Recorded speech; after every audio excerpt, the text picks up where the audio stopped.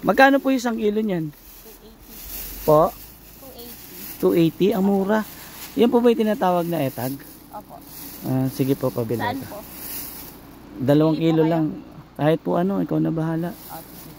Ang gara, ano, nakasabit Ito na lang. lang ribs para Sige. Ano luto masarap dyan? pinikpikan, pinikpikan. Pinikpikan. Yung may manok? Yung may manok, oo. 280 isang kilo? Opo. Di ba pwede 80 na lang? Sir? Hindi pwede? Hindi po. 3 kilo na. No? Kasi 80 lang, di ba?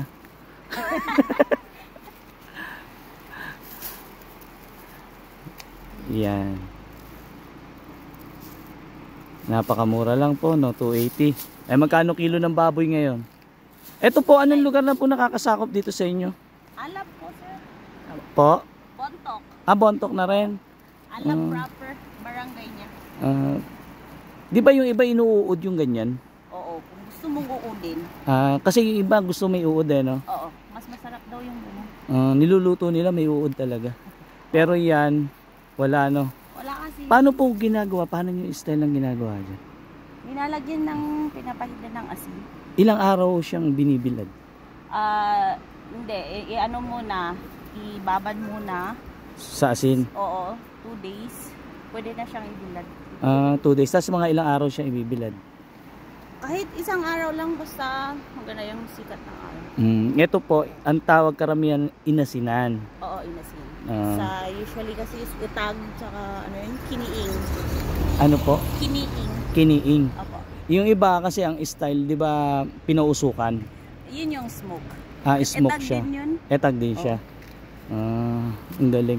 May Mga ilang kilo na po ba yan? 3 po. 3. Oo, pero syempre magdi-depreciate kasi nabilad na siya.